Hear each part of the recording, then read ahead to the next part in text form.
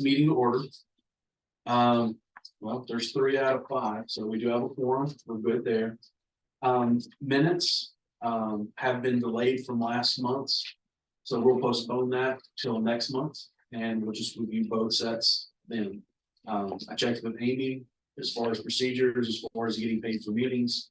It won't affect anything, so we're good there. So the first thing up for review is the commercial guideline ordinance. I was just talking about that. What we have in front of us is everything. So industrial has been removed from the whole ordinance. Landon Gully, sorry. I don't know how I just transposed that. Landon Gully brought up during executive, he was confused with the number, the section number. Amy went back and looked at that and verified it is the correct section number. So it is 4.143 is where this would log in. Also on the section B, the sentence there of the prohibited wall materials shall not be used. That has been extended and corrected for the amendment that passed on road frontage exteriors. So you just can't use the prohibited materials on the road frontage. Because we can't ban any material that's been approved by the state. So I don't understand how that got lost. But that's been added. The surface concrete and split face block got moved up from limited to preferred, and the hard coat or textured stucco got moved up. There's another stucco that we did not move up. Yeah, the exterior insulation finishing system.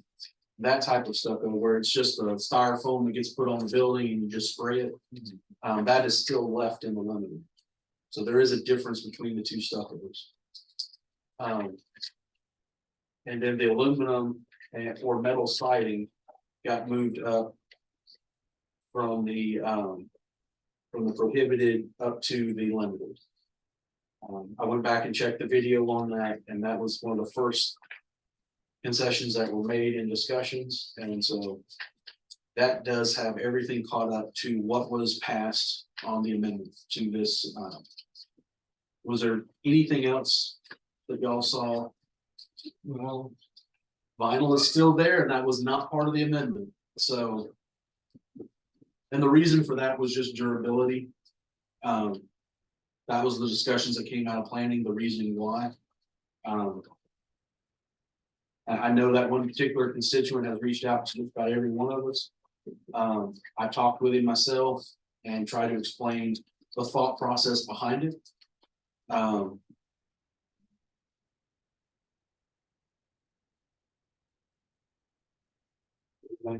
Yep. So the vinyl will be allowed like on the sides and on the back, but on the road frontage is not on the front. Yep. And this doesn't even take into the section that we were talking about in planning. At the time we were coming up with this, as far as screening for, your AC units and grease bins and dumpsters and whatnot. So that's a whole nother thing I don't even know if planning is going to continue down. I mean, I haven't heard any more discussion about that.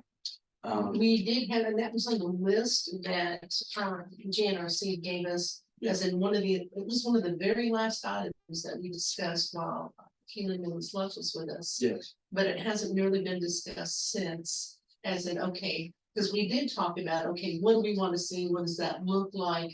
But nothing was ever finalized. So we haven't ever gone back and picked that. And has planning gotten the new representative, or is Jessica still? Jessica is still responding to my questions, which, we'll get into a little bit later.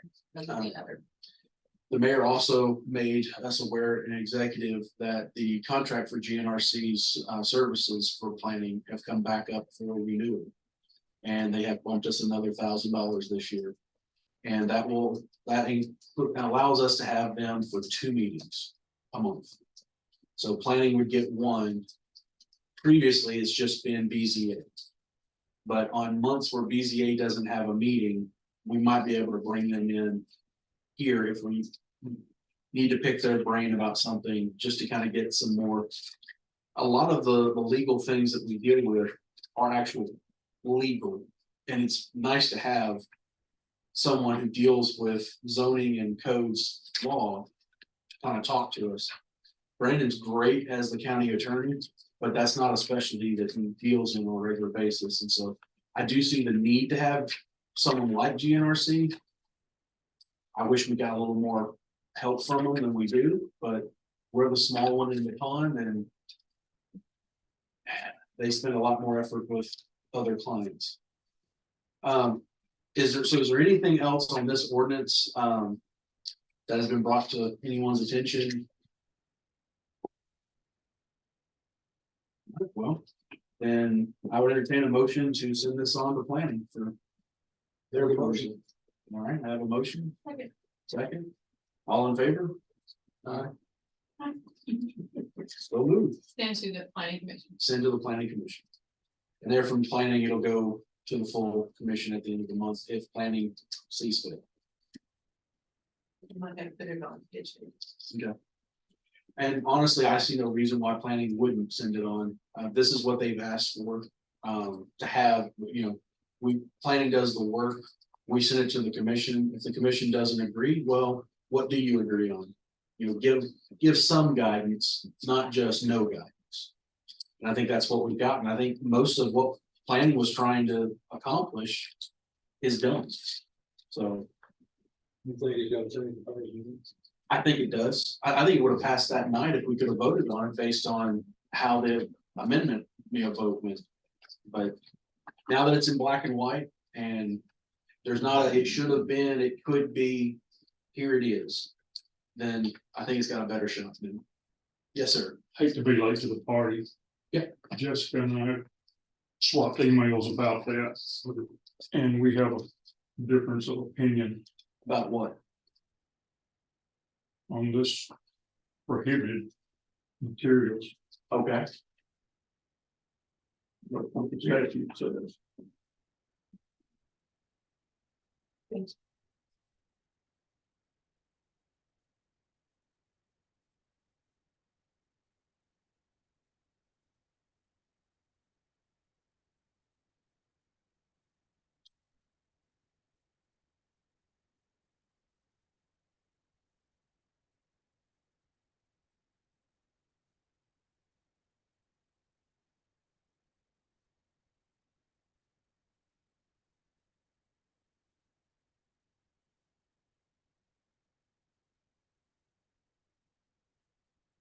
Sent her the citation last week. And Yeah. She responded back, something about putting it in context. And I'm thinking, there's no way to contextualize shall not prohibit. Yeah. That's black letter. Yeah. There are ways that you can get around it. You have to have an avenue for appeal, Mhm. that kind of stuff, but it says black and white shall not prohibit. Yeah. I asked the question and. And that's what we were told by Keelan through the whole process is you could not outright prohibit a material from being used that is approved by the state. Right, So all we're doing is limiting where that material can be used, not prohibiting it from being used. It's only, it can be used on the sides and the back, just not on the front of the building. It's not completely prohibited. but you have a prohibited list of It's materials. only prohibited on Only the for the front. front facade. And that's the way it reads in the In the ordinance. ordinance, that where the ordinance only pertains to the front of the building, the road facing frontage. Now, if you're on a corner lot, that does give you, that's two walls, because it's road fronting frontage, Right, but that it's just that wall, so we're not prohibiting it from being used on the building. So both Sumner and Lebanon have way more restrictive than we do. So I think maybe the contention is the wording. Yeah. So maybe we need to not call it prohibited material, but non-road facing material, something more. That doesn't necessarily red flag it as prohibited. I see, yeah, okay, I can see that. Because when you see prohibited, I can't use this on my building. right. No, you can, you just can't use it on this part. So if we take prohibited out of that listing, it takes that automatic roadblock away. I think so. So, all right, that being said, because this is the time to make those adjustments. So removing prohibited from that,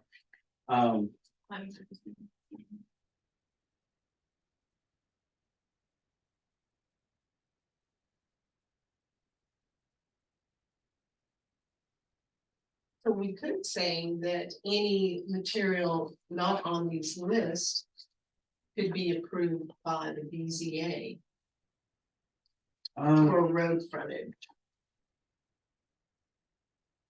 there's a section in the ordinance for that. Prohibited wall, yeah, so it's prohibited wall materials shall not be used on the road frontage exteriors. I laid that as exterior plural because if you're on a corner lot, it would be more than one exterior. Proposals using different exteriors may be considered by the Board of Zoning Appeals on a case-by-case basis, provided they meet the purpose and intent of the commercial design guidelines. Alternate proposals for exteriors may be considered, such as standard corporate designs. So a building coming in, that's a specific design for that, it's a copyrighted design, like a Taco Bell. It keeps being thrown out there as the quick, you see a Taco Bell, that's a Taco Bell. Mhm. That being said, I have been in several communities where Taco Bell looks like any other building Mhm. because of the regulations that those towns have put in place. Right, right. Um, What about the word restricted instead of prohibited? Or what if we just add road frontage, preferred road frontage materials? Preferred road frontage materials, limited road frontage materials, And then and just take- prohibited road frontage material. cause then that puts it in the header, you still what have you're referring prohibited. to. Yeah, But but it's just, it does clarify a little better. So I can see that as, unauthorized. Like I said, I hesitated to bring it up, but no, I appreciate it. It was discussed heavily at planning because of that. And it was thrown back around as far as prohibited of how we wanted to put that, but that's kind of the way GNRC kind of worded things and kind of pushed us on the wording for that. and like I said, we had an email exchange and it kind of bounced off of context, and I'm thinking, I would, shall not prohibit doesn't have context. yeah, I would like to, if nothing else, adding the road frontage materials. In between the, prohibited, limited and preferred. That at least carries on, because the whole point of the pictures was a picture has 1,000 words. For those who aren't gonna actually read the ordinance, they're just gonna look at the picture and see the header. It does make it easier to get the full scope of what we're trying to do. Without just seeing prohibited and, oh, what, I can't put vinyl siding on my building? Why can't I do that?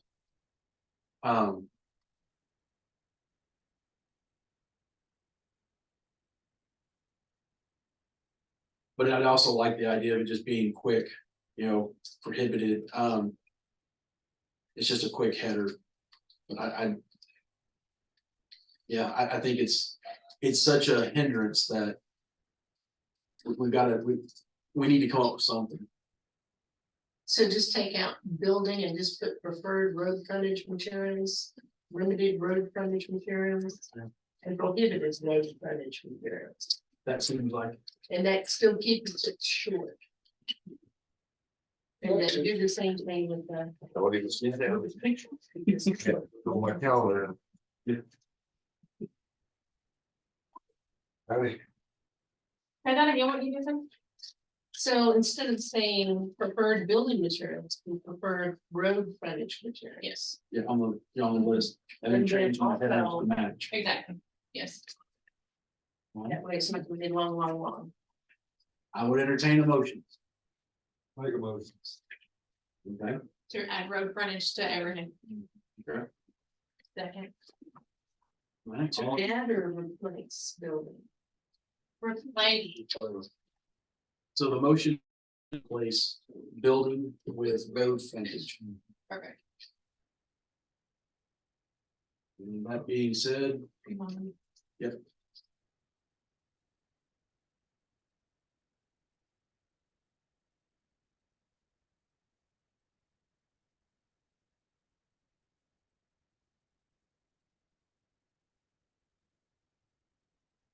Dave, just gonna bring you up to speed before we do the vote on this. We were discussing the whole prohibited.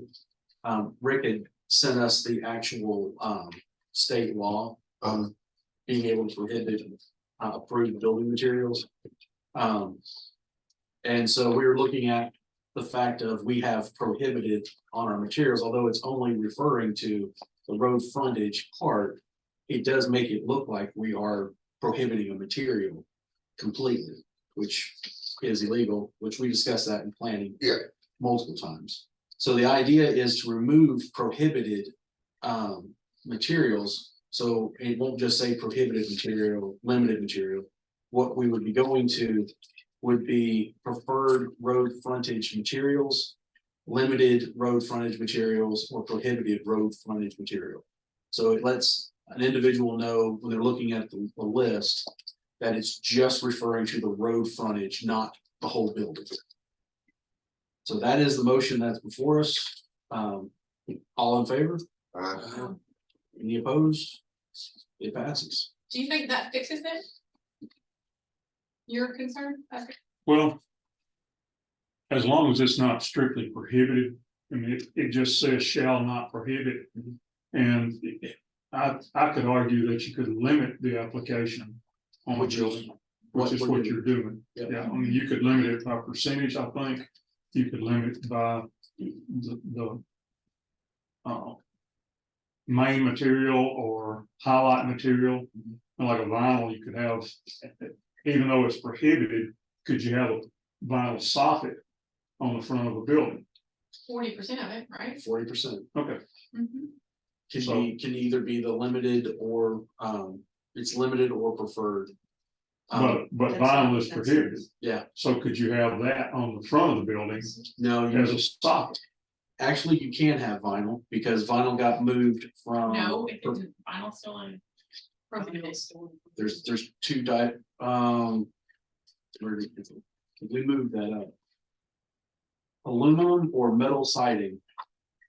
It can be, That's but not but vinyl siding, no, vinyl siding couldn't be put on the front of the. Right, as a facing material, but could it be as a? Have a soffit, Mhm. you know, you'd have to use the aluminum siding or metal siding for the soffit. Cause it'd still be on the road facing. side of the building. front, it can be. But yeah, the rest of the building, it can be used no problem. You could wrap the whole building in vinyl siding, except for the road frontage.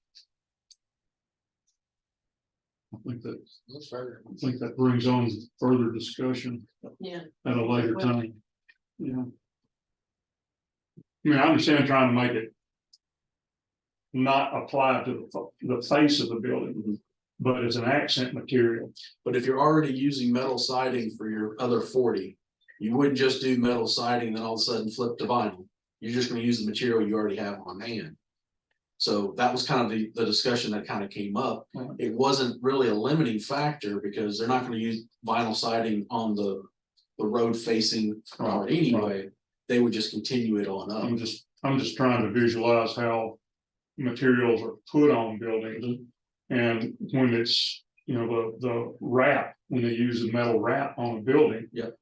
It goes around the part that you see, but it captures the ventilated soffit material underneath that you don't see necessarily. It's still there, it's still vinyl, but you don't see that as a primary material. And so I was thinking maybe we should change the prohibited wall materials shall not be used on the road frontage, change it to like 10%. So that they can use the vinyl for trim or some sort of thing. I mean, cause at 10%, it's not gonna be anything else. Yeah, but as I'm listening to what you were saying, I'm replaying discussions that we had for months on end and trying to. And I think the intent was the road facing facade. So when you're talking about the soffit underneath, that's not road facing. Okay, And because you're right, you're not gonna, for ventilation, you would use a strip of vinyl mesh or, and that was never ever discussed as a okay, sticking point. It was the facade. okay. So So if, the road, if that's the not, road Yeah, facing. you really want to be seeing it. yeah, if that's not an issue, 3A. Does that not include the soffit? All road fronting exterior walls. Soffit's not part of the wall. Soffit's part of the roof.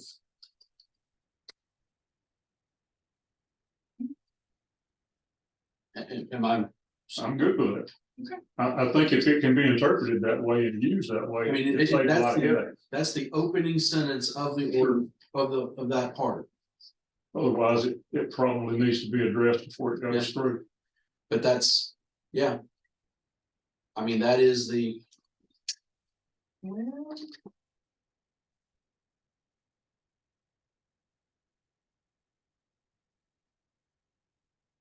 The porch, arcade, very blue flats, pilasters, columns, display windows. okay, but that's talking about facade elements.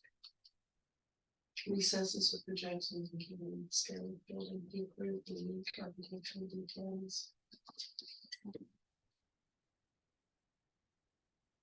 And it's just saying that those are to be added, can be added to the building facade. It's not talking about the limiting of the exterior.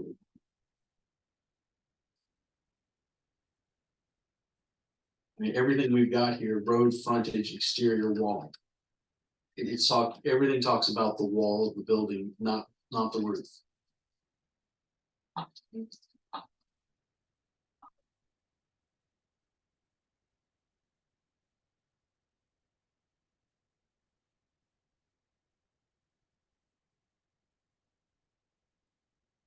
And just for the record, we spent many meetings going over just nuances like this to get to where we are now, because we didn't want to overstep. And no one wanted to adopt surrounding counties' existing ordinances because of how just, man, It gets to be a burden. yeah. And there was no other way to describe it. To build in Lebanon, right, city limits is a burden Yeah. on a builder. Yeah, oh, yeah, Um, oh, yeah.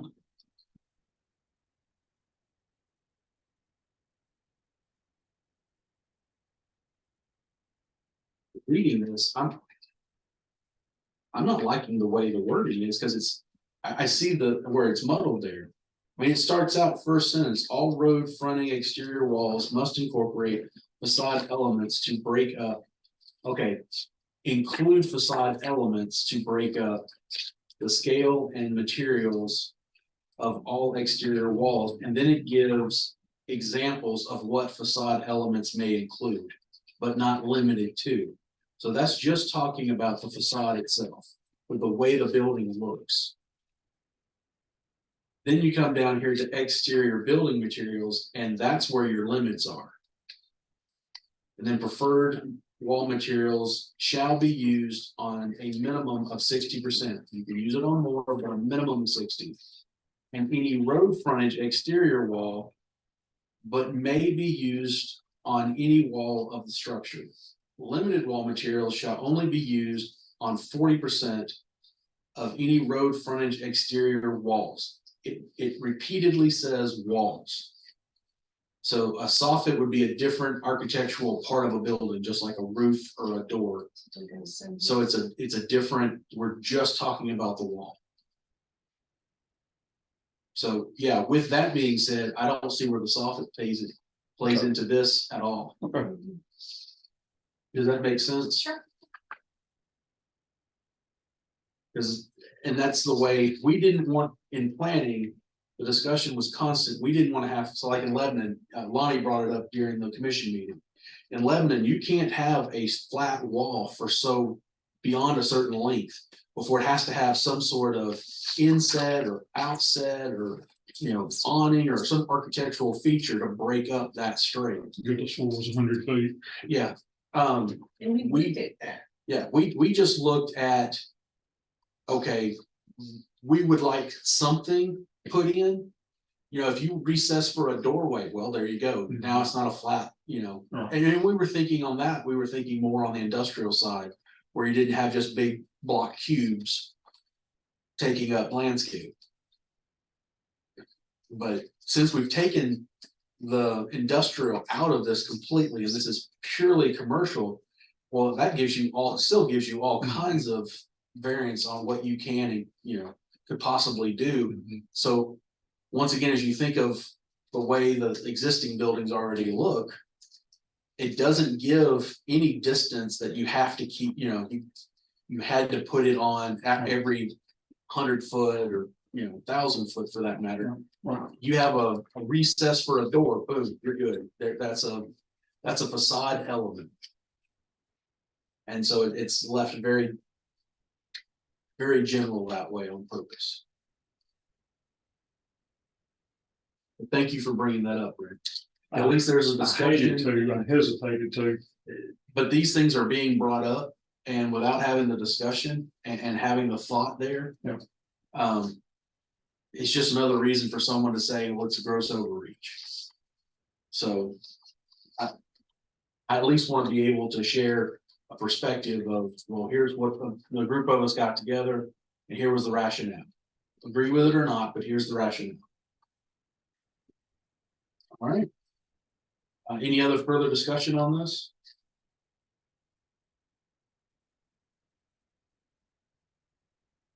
I'm gonna definitely hold on to this. But I want to take that to planning also, just to kind of explain to them why we suggest, you know, we're doing the amendments to this further. And there's a lot in that section of the code. Yeah, I stripped out all of the preamble. Above that, it talks about all kinds of stuff, but that's to the point of approved materials. Yeah. Read it in its entirety and you can see how that fits in, but I just stripped it out for conversation purposes. which is all we really needed. All right, so we'll move on to Mr. Gregory here. How's it looking? Okay, if you want to look at, excuse me, if you want to look at exceptions and modifications or talk about that tonight. And amendments, we can do that. Most of that is, well, we can talk about it. Most of it is boilerplate. Yeah.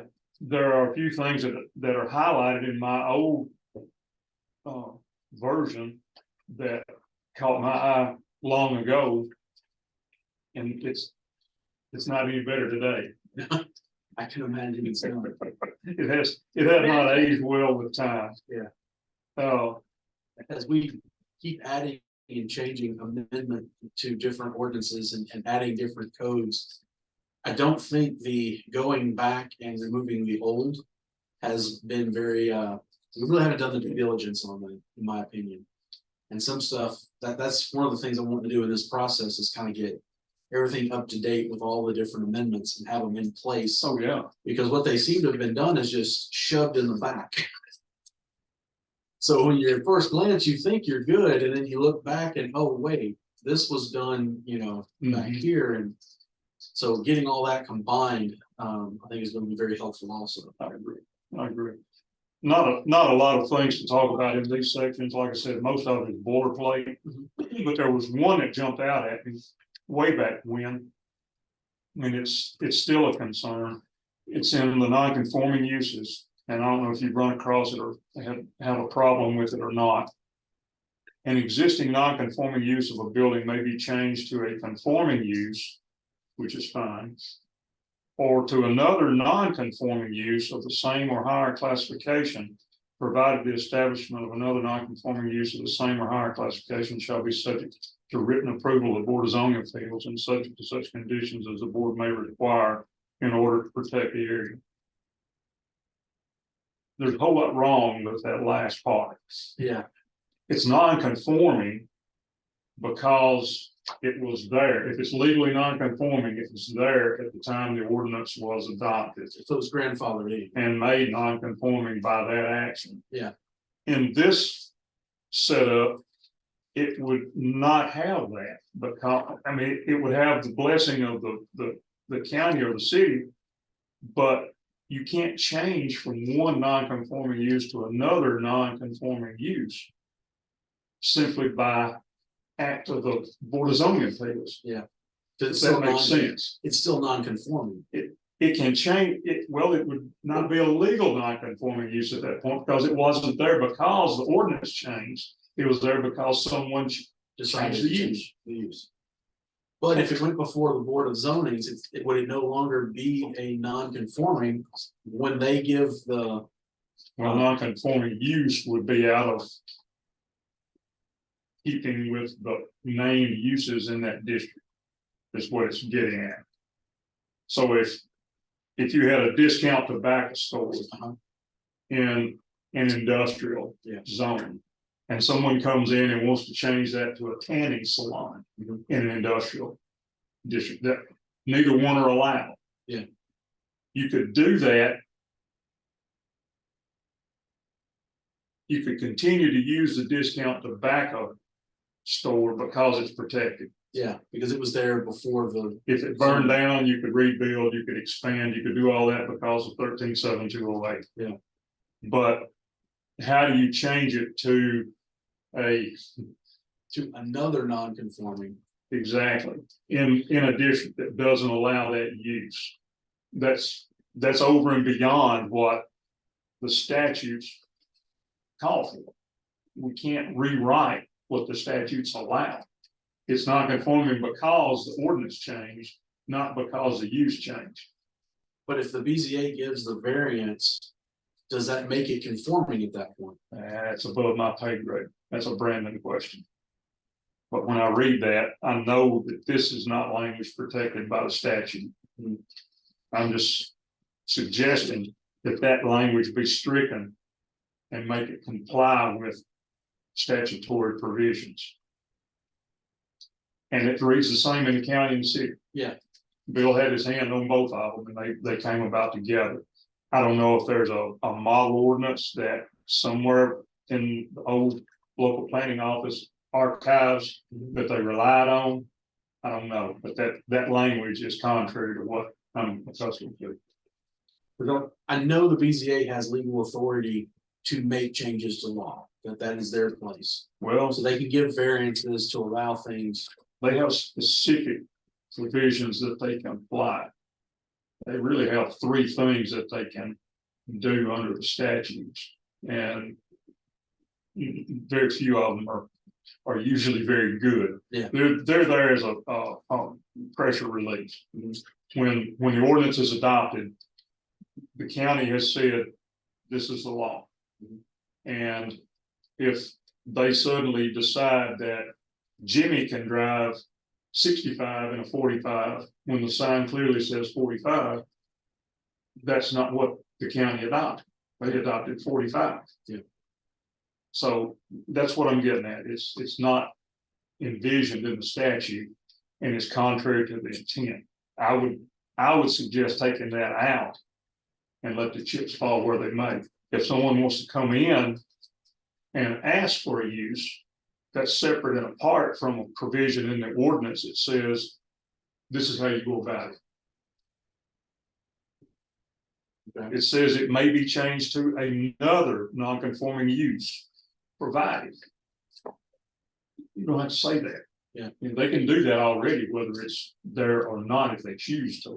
I'm just saying that the language here kind of gives carte blanche to somebody that wants to come in and do it, where it should not read that way. And they both read that way. County and city language both is the same. The other question I had. I have a question for you. When it says same or higher classification, what does that mean? Exactly. What does it mean? Okay, that's okay. What does it mean? What's a higher classification? Exactly. There's just a different classification. Right. I mean, it's a use, it's not a category. Mhm. And it's broken down generally by categories. It's either residential, commercial, industrial, and within those, there are categories of use. But what is a higher classification it doesn't give me any help on that. Sure, and then in IBC, then it's also, they have different classifications as in, okay, this is assembly, is this warehouse, is this Right, storage? but if you do that, then you've got fire protection requirements that go along with it, that kind of stuff. This is just, roll of the dice. Another one, Well, let's take this one at a time. this one's easy. Well, I think this one's pretty important to discuss. Does anyone else have any thoughts on that?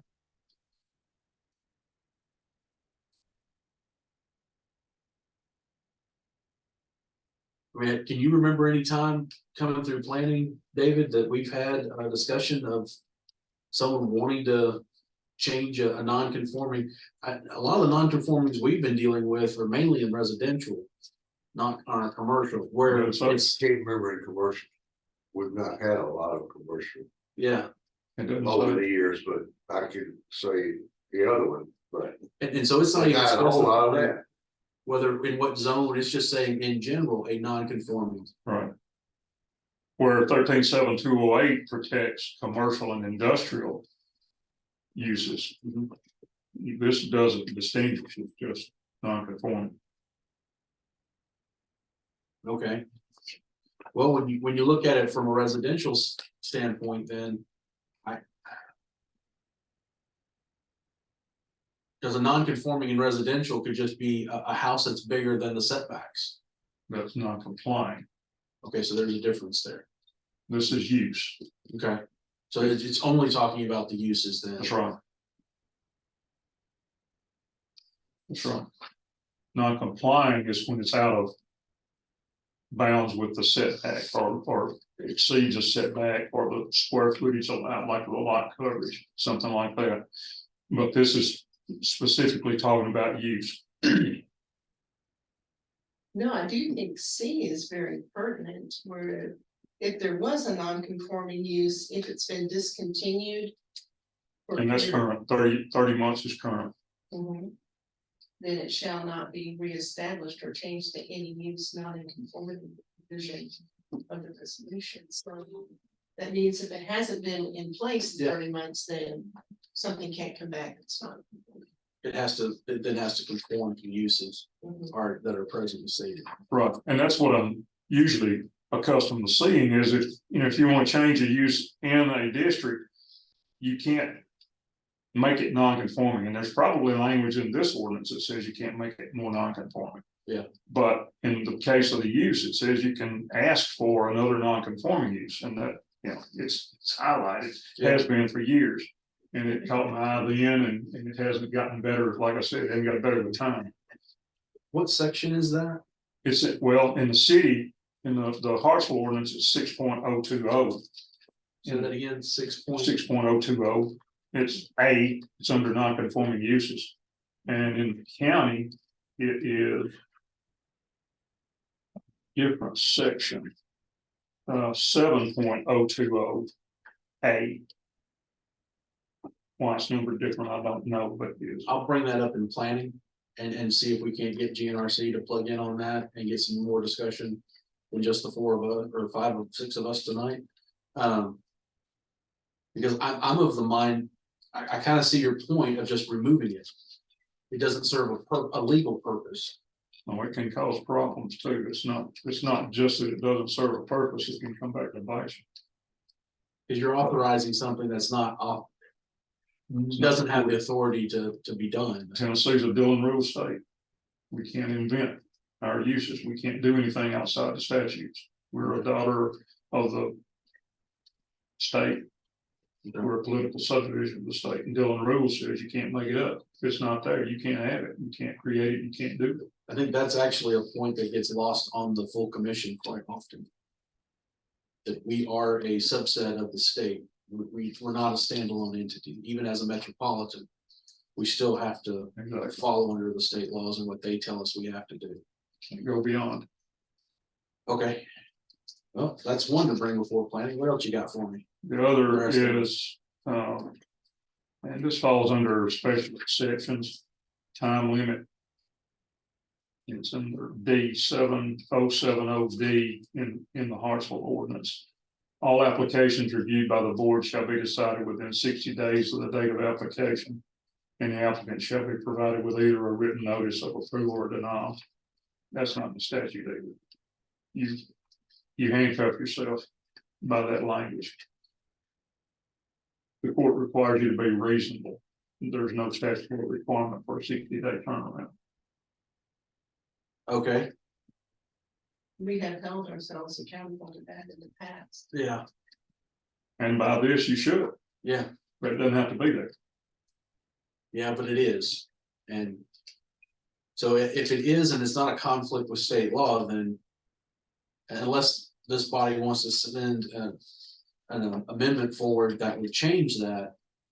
I think we continue on with the process as it is. I'll leave bad beside it and we'll go I mean, that's, That's my note, highlighted in bad. I don't, like I said, I want to be very protective of this process, that we're not trying to change or alter the ordinances. We're just trying to clean up language and combine two separate documents into one fluid document.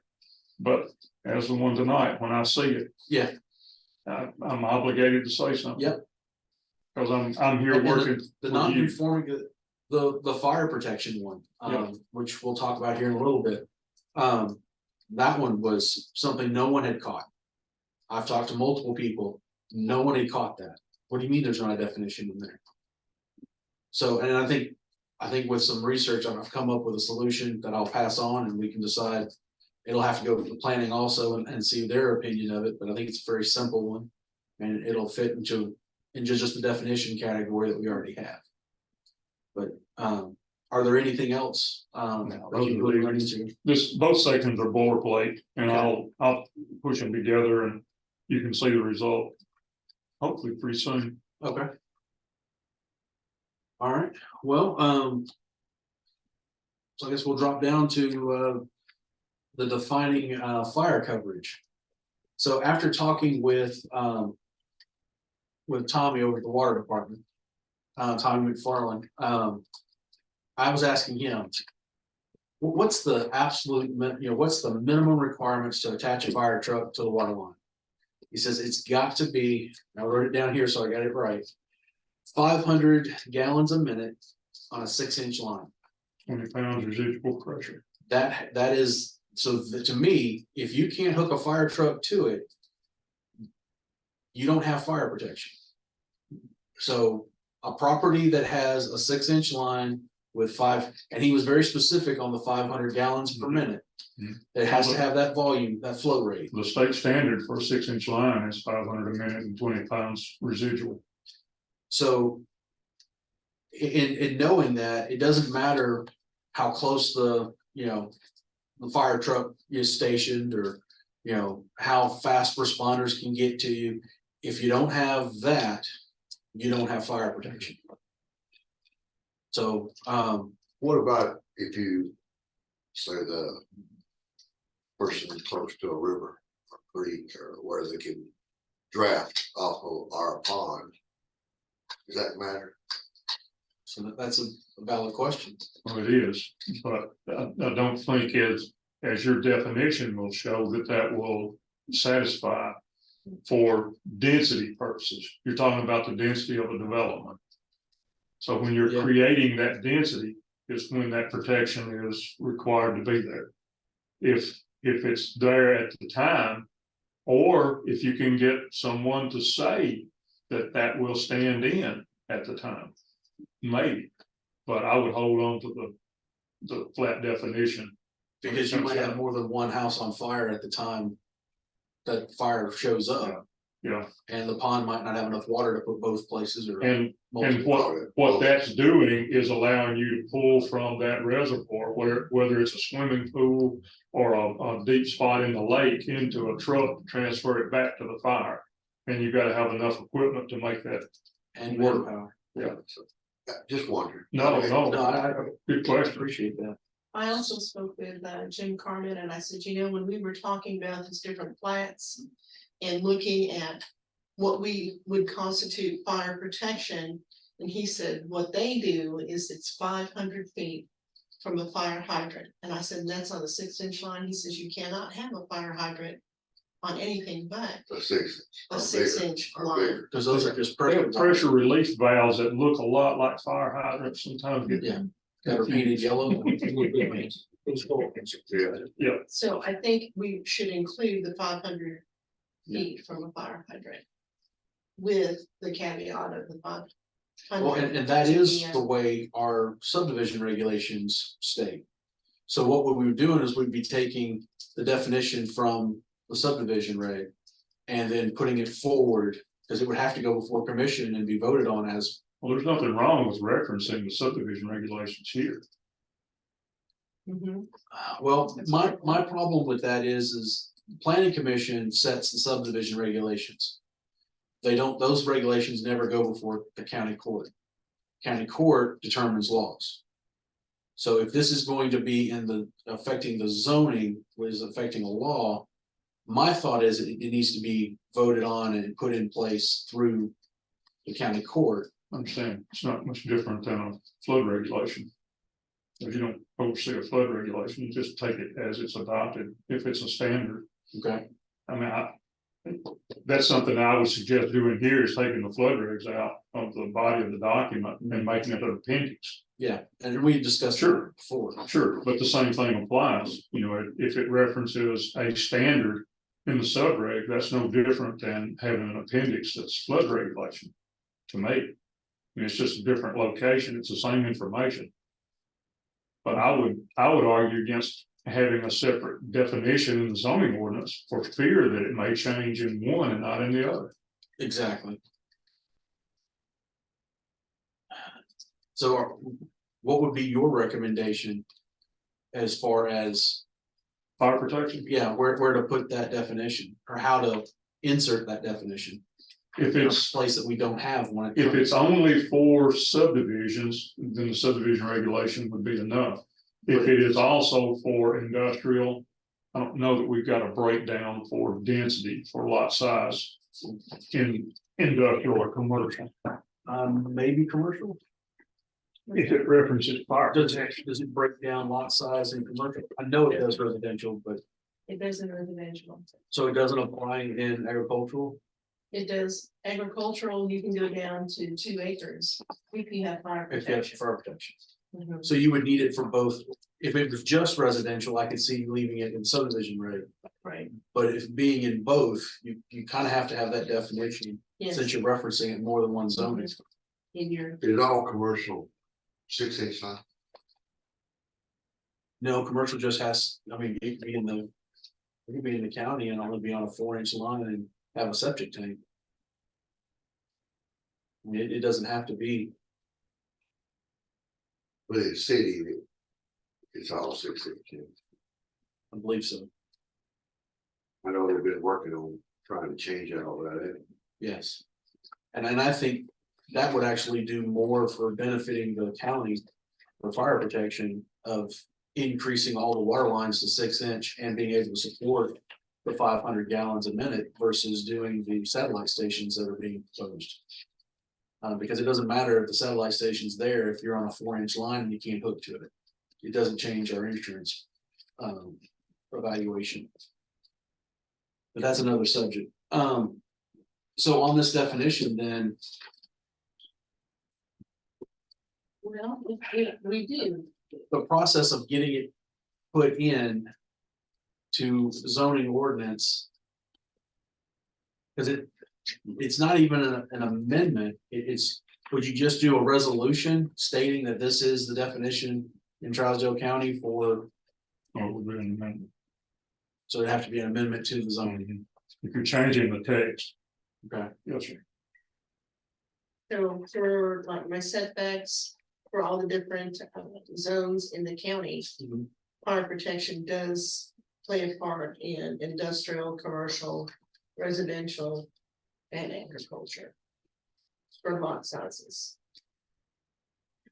Smaller the lot, it has to have fire protection. Know that. But necessarily, Cause I thought I saw that, it's at the start of each one of the mhm, zonings. where it talks about the lot sizes. Like I said, when it goes across all the zonings, it's not just in one. It really, it needs to be amended and be corrected with the definition put in there. And that can come out of planning if they choose to do so.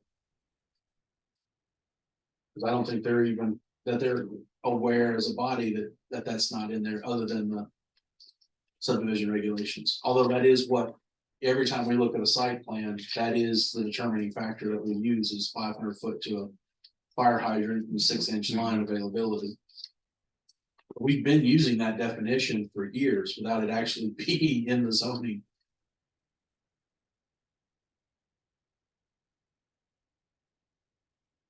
Scrambling to find it. Yeah, so her office got moved in also. What do you term pondering? The density that changes on fire protection. I find it for Actually, Culture. the zoning.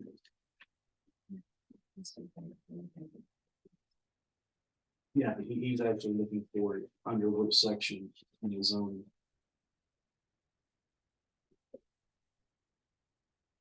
I guess most of the county is zoned agriculture, and that's the reason. So, in the.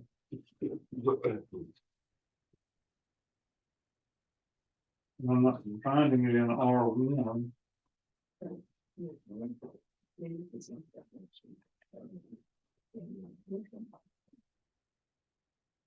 Not finding it in R1, it's just with water or without water. With water, without public, with water, my fault. Yeah, because it doesn't get down to the smaller lot sizes till you get into your R3s and then R2.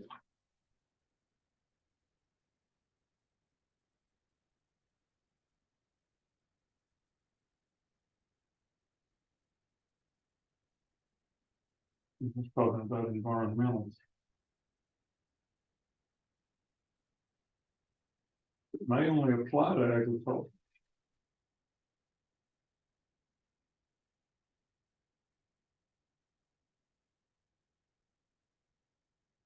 Sorry for drifting.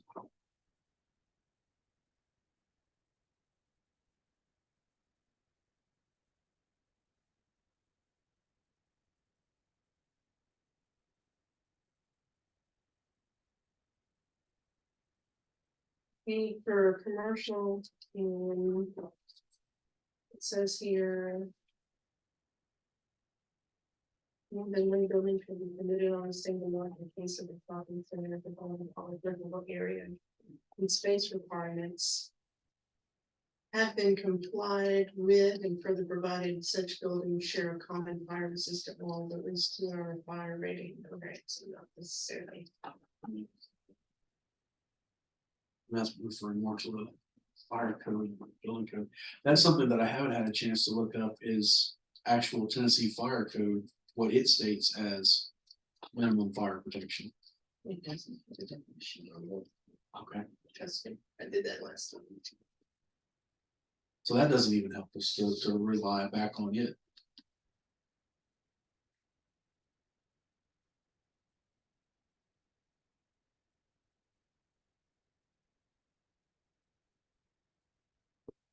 Then the process of getting a minimum definition put in would be just an amendment to each one of those sections that we found for. The only place it shows up is in agricultural. Lot area, lot width, and yard. And that's in the county. I don't think it's even in the city. Because the city would be considered having fire protection because of the 6-inch line It should, yes. all the way around.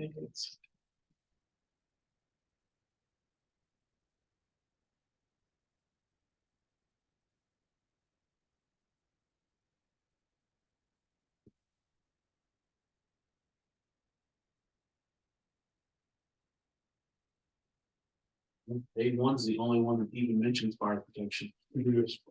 I don't wanna say, So it shouldn't be that hard to get amended then. you know, I might just put it in the agricultural district if that's the only place it shows up. As a. Extension of the. Reliance on fire protection, I might just drop it down. With an asterisk. And show it that way. So it doesn't clog up some other part of the ordinance. Yeah, because since it's only affecting one zoning. Yeah. And then you can reference the subdivision ordinance regulations of where the definition came from. It's in F1 and F2 in agricultural. And I might just put a statement in there and I guess repeat it in section 2. What fire protection actually means. With the 500 gallons or whatever and have it specific there since it doesn't apply anywhere else. I don't think you would be doing any harm by restricting it to the one place that it's mentioned. Because you're just defining what's already in law. Right. It's already there. It says with public water and fire protection.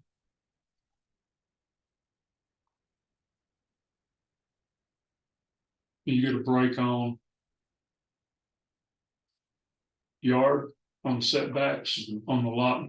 Well, the lot width stays the same, but the acreage. Yeah.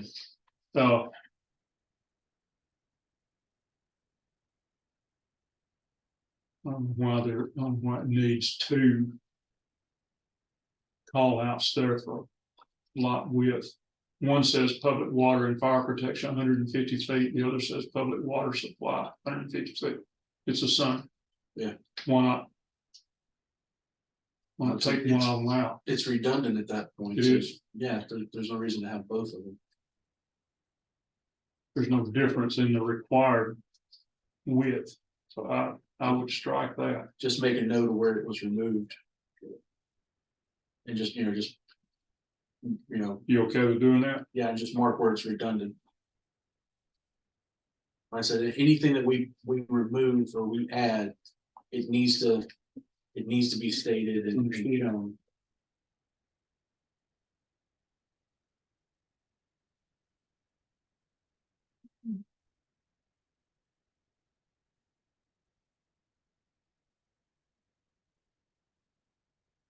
It's convenient and figure out. Yeah. Since it's not in another zone, it's only affecting the zone that it's stated in.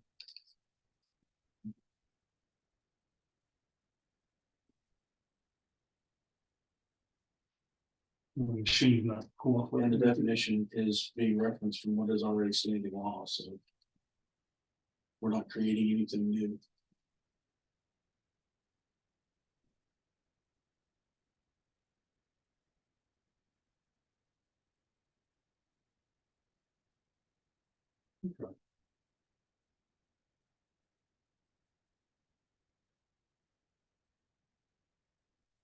Is fire coverage or fire protection? I just want to write in the minutes. Protection. Protection, because it's coverage. No, Yeah. Protection. in the agenda, yes, it is. It does say coverage, but yes, it is. Protection is what we're actually looking at.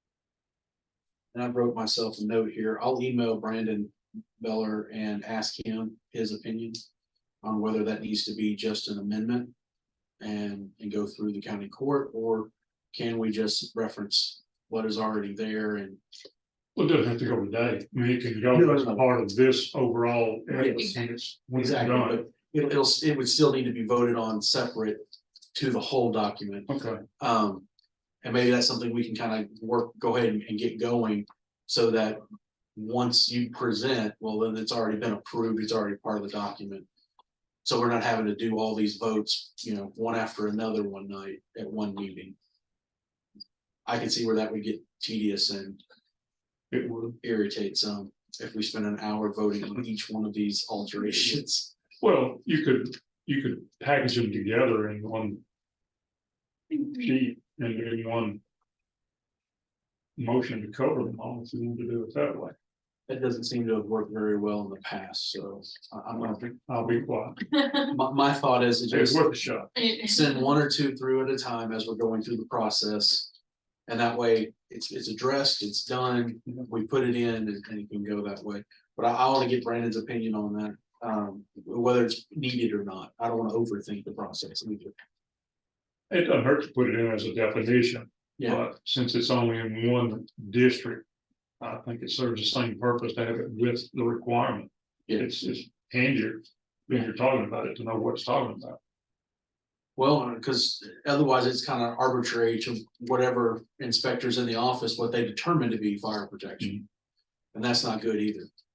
I don't like that much stuff left up to interpretation, especially when you're talking about lot sizes and density of the No, I mean, county.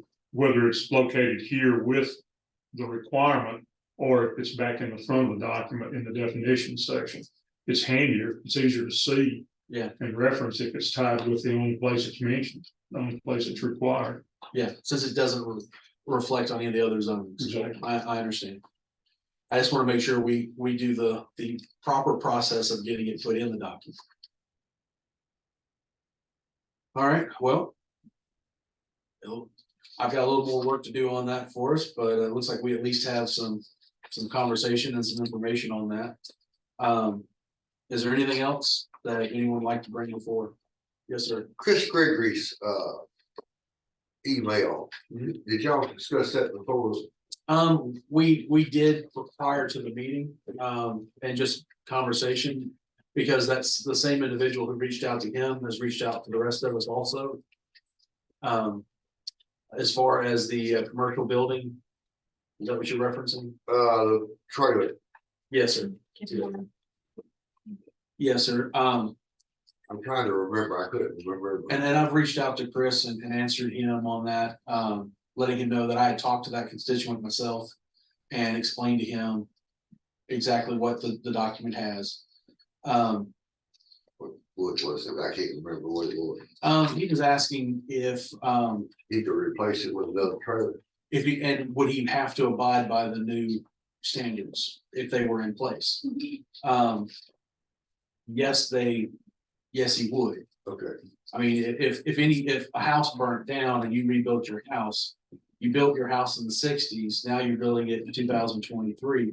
You have to abide by all the current building codes. You don't get grandfathered in. Yeah. Because you built on the same footprint. only thing I can remember was a trailer out here by the old, with the old motel Uh-huh. burnt down. Mhm. And the guy wanted to bring it in, and he couldn't. We wouldn't Yeah. put it out there because and that's the only thing I can remember. Well, and his situation is, where Magnolia is on 25 going out of town here. The tree trimming service, Uh-huh. landscaping, he owns that lot and he owns the one up by the car lot, both have trailers as their offices. And he was wondering, and he actually asked me in a more broader sense. He didn't narrow it down to his own personal property, but if an individual had a business that caught on fire or was damaged by a tornado or something, would they have to build back to the new regulation? Yes, they would. His other concern was, well, how do I insure that then? Well, and I don't deal in commercial insurance, so I couldn't answer that. What I could talk to him is on my own personal homeowners. The last time that I re-upped my policy, and went with a new company, you had a rebuild amount, and that was my insurance that I was paying for. But in that policy was a rider for a 20% over that. In case of inflation, increase in building materials, changes in codes, where the cost would exceed what my current building would be. And that covers that. I would assume that since that is in residential, that would also follow over in a commercial policy, or you could add a rider to do that in a commercial policy. But that is beyond our scope of telling an individual what kind of insurance they need to have to cover their losses. So the simple question to him was, or answer to him, his question was yes. If you can't be grandfathered out of the building codes, you couldn't be grandfathered out of zoning codes. Now, if he puts the trailer in the same footprint, he doesn't have to worry about setbacks because they would be grandfathered in for that. But everything else, he has to abide by current code. Any individual would. In my statement, did you hear anything that I've misrepresented, Rick, with your experience in dealing with? You know, Because usually when you're replacing something, if you can put it back where it was, you're okay. Mhm. But it says you can't make it more non-conforming, and you assume that it has to comply with all the setbacks. So if it's there in excess of a setback requirement, Mhm. you could require them to go back before the appeals board to clear it up for future financing, that kind of stuff. But if it's a mobile home, probably not worth it. If it was a stick built, a permanent house, yeah, I would do that. so, and that brought up a conversation that Rosalie and I had trying to discuss that matter. Since it is a trailer, does it still meet the same standards as a permanent structure versus a building? Probably. And that was her opinion of that. Probably. I mean, Because, I mean, each one of those are, in his case situation, are on a permanent foundation. So even though they still can be, put the tongue to them and hauled off, it's still a permanent, and it's still the intent of the ordinance is for appearances Right. along all our commercial lots. in almost all cases, they're considered permanent. I mean, you could make it so that it wouldn't be, but why would you want to? Yeah. What's the purpose of that? But yeah. I think so. The state of Tennessee doesn't recognize trailers as being already removable. Which is what would be, something that can be moved from one place to another. Which would i.e. RV or a camper, so Although- it's, Although you do have a title that goes with a mobile home, just as if it were a road going vehicle. And when it's time to sell, detitling is important. Well, Transfer is easier if it has been detitled, because the bank don't know if you're gonna hook to it and pull it off. well, at the same time, you can't say, well, it's a temporary structure, so I don't have to abide by this. Oh, wait, there's another ordinance that says you can't keep a temporary structure for more than, was it 3 years? On a lot, Yeah. because you get, it's a 1 year and then you get extensions up to Yeah. 3 extensions. Mhm. So if you went for one to try to avoid one, well, then you're caught in the other. So, okay, I do have something that I'd like to present to you guys and get Okay. your opinion on, because this is what's being presented to me. Two different people are coming and wanting to put billboards up. Mhm. Okay, we do have something in our ordinance about billboards, but they're from, I'm not sure how many years ago, and now the newer billboards are a little different than what was back in the day, and they're multi-facing. So we don't necessarily have something in our ordinance dealing with a billboard that has like two facing, and then there's a billboard that is a three face. And what's in our ordinance, our sign ordinances, dealing with, and those of you that are on planning know about, you have to look at, okay, you have to get the square footage of a sign face for a sign. Billboard is very similar to that. But in the urban district, so in the city, not exceeding 400 square feet in the area. Well, if you have a two-sided billboard, that's twice the area. that's twice the area, so Are I they have, taking it down voluntarily? They're replacing it voluntarily? no, this is a new build. Both of these are new builds. So do we send them to the BZA? Well, you would have to add the square footage for each side added together would have to meet the maximum. Well, and So that that's would what, make them smaller. that's what I asked these, the GNRC, okay, so if this says 400 square feet in area, is that just one side? Or is that both sides added together? And, Depends on how the angle is situated. If it's not I forget the term, oblique angle. If it's parallel, it's considered the same. Typically, okay, well, there. Have an engineered drawing, So And it's like down here where East Main and McMurray, the corner there, you've got. You got two signs that are. Am I seeing, remembering that right? Yeah. Well, there's two signs that are angled off. Mhm. They're not parallel, but they're not part of the same structure, though, are they? yeah, it's all one pole that they're hanging on. Okay. So, all right then, but But each sign is, yeah, each one is separate. So yeah, That one got three on each side. yeah, I believe it does. You go back, what Buddy Hirsch's, Yes. storage Yes. building, Yeah, oh, they've been there for years. They've been Yeah. there for a long Long, time. they've been there for years. yeah, well, our Yeah, ordinance it's- says you're not supposed to have them double stacked. that's triple stack, but Yeah. the BZA has a long history of giving sign variances just because you asked for it. Okay. says So, no double stacking of billboards right, except by BZA. except by museum, There's a triple stack. Yeah, so it would have to go to BZA based on the way it's written. Wonder if it went to the BZA, Well, then they can approve it or but they, I mean, that one must have gone. to it had BZA. to, it's been there for so long. Yeah. Or it Or predates, it's just or there. predated yeah. museum. I think he had them build this thing, Ronnie did. I remember when they Surprised. got put up, because I had just started driving, so they've been there not long. I'm not gonna say how many Yeah, years. But, I don't see anything talking about the angle of the signs. So if they're parallel, it's typically considered the same. okay, well, these, if you add the faces together and they are at an angle. Then it's like 542 feet. Square feet. Then they've got to get a variance from So BZA. I need to send them to BZA, and then the other one is a three-sided sign, which. Is like 200 feet for one side, so maybe we go to BZA as well, so I wanted to bring this to you guys. And get your guidance and your blessing to say, hey, it's gonna be BZA, guys. Yeah. I'm so sorry. I mean, can't that's- get a permit, That's the way it's written, well, but it's not clear. no? Along with a lot of stuff. that we- And that's what I've been saying, we need to be looking at our Mhm. sign ordinances, because signs are a lot different nowadays. Well, and then you've got digital signs and how many, how And that's bright what the these are digital gonna be. signs are.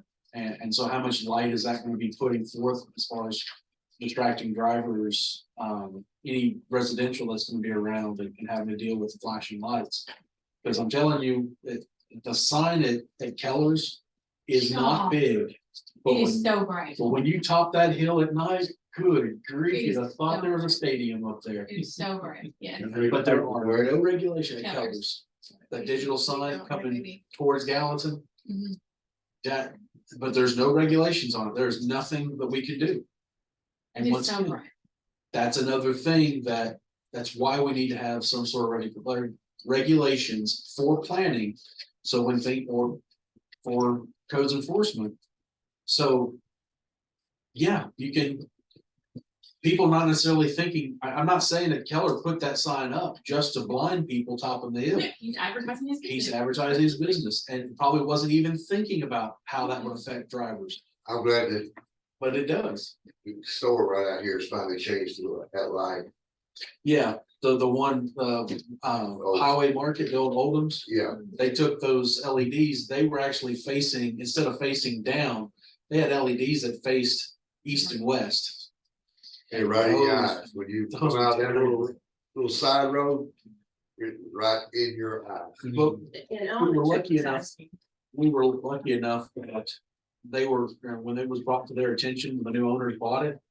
They said, no problem, we'll take care of it, and they did. Yeah. And they were just trying to be good neighbors and were glad. Not every business owner is that way, and that's why we have to have regulations. Yeah, they did, it's great, man, It's still light, you still see everything. Yeah. But he blinding you. One other thing I wanted to bring up here, how is your department doing? That's something that we haven't really gotten into with everything else we've got. And Code Zoning Committee, we are kind of your oversight for your department. Mhm. Because there's been kind of so much upheaval in your department, I've kind of not brought that up as a subject, but just a kind of a brief overview of how things are going right now. We are very, very busy. There has been more permits pulled in the month of September than all the other, well, it's been steady. And looking back, I have to give statistics every month to the US Census Bureau on our different building, and just on residential homes alone, we did over 20 permits last month, which may not seem like a lot, but that is a lot considering the month before that it was me.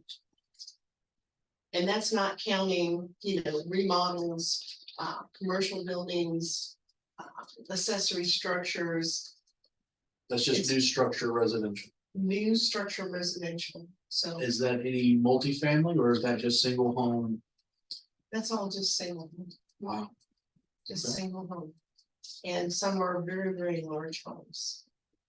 Very custom homes, and I still have, this month has not slowed down. Mhm. I'm doing several permits today. Which, with permits also comes the inspections. So it's been a very busy time. And inspections are still being done by, Is that being done by the state or is that a combination between you and the state or? It's a combination of myself and the state and, sometimes, Macon County, when they can come and support. So, and for the record, you have completed your certifications for doing inspections in the state of Tennessee and are good to go on all that. I have completed the residential, I'm working on the plumbing, about to take the plumbing test, and then working on the mechanical. So yes, Okay. I'm doing the footer inspections and then the final inspections. So the rough end inspections, which are testing the plumbing and the mechanical. That's being done basically by the state inspector. When they start this road, we won't get no permit, they will have to come through us for no permits with it. I wouldn't think the state would have to do a permit, the 141. 141. Yeah. For that way to beat that bridge. That'd be a nice chunk, I would think. It would. Now, I will tell you this, that a lot of the contractors that are coming in and building these residential homes are new contractors coming to the area. And they are voicing their opinion as in, we had no idea. It was so nice out here. We're gonna be buying more lots. We're gonna be building here. We like it. Yeah. So just giving Once everybody. again, Well, it's the reason- we haven't done the planning for what, 3 months? Yeah, it kind of went quiet. It's quiet. One thing they are supposed to do is bring through any lots that are less than 5 acres that they create when they buy the right of way, but that's. I'm sure there's water into the bridge by now. I think all the right of ways are gonna acquire. But they should have brought those through if they created lots less than 5 acres in size. Oh, Even the you state. talking about the road and Yeah, everything, the even bridge? the state should do that. Yeah, I'm sure they have. So when do they get started on it? They're supposed to. C6 will, matter of fact, the Saturday, the bids have to be in Saturday. Okay, That's the last day of the bids. Bids Then when then after that, I don't know when they're gonna open them. with the bridge. For And the road, construction. both. Yeah. Both of them. They'll have to build a road for them, build a bridge.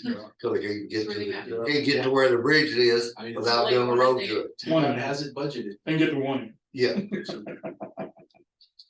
figure the other part. and then I guess next year they'll start the pipeline.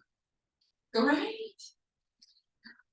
We are having several complaints being made about excavating on property.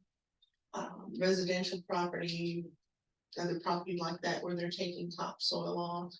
And I don't, selling it and stuff. Now, we don't have anything in our ordinance per se about that. Yes, we did. there was a guy that was out towards where Tommy Thompson lives. He was taking topsoil. Matter of fact, it's when you turn in on the new Sound Beasley Road, Mhm. right there. That big house, you go right past it, there's a lot right there. He was taking dirt out and he wouldn't put nothing back in. And we changed the ruling that you have to bring that lot back up to To grade. grade. Even though you can get all the topsoil off, but you gotta bring it back up and sow it grass and do all this stuff. And he got awful upset and didn't do it, ended up losing it. So, but that was something that came through the commission, Come through, yeah.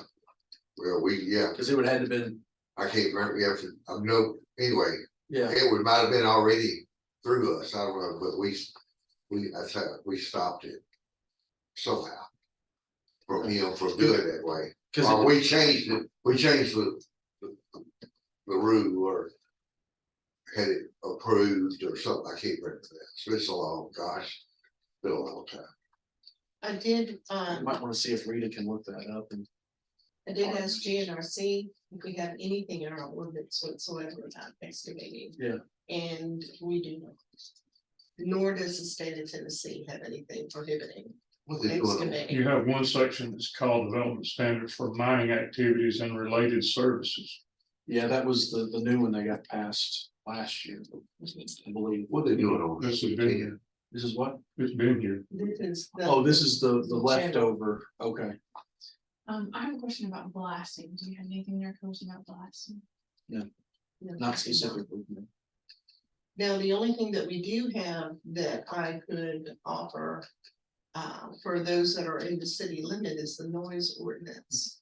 And when they are coming through and, getting the topsoil and everything, if they're coming through like the neighborhoods at 6 o'clock in the morning. That's. Because Okay, you- it's 7 o'clock to 6 You p.m. don't have less blasting now than used to, because they got the. Good thing that breaks rock up.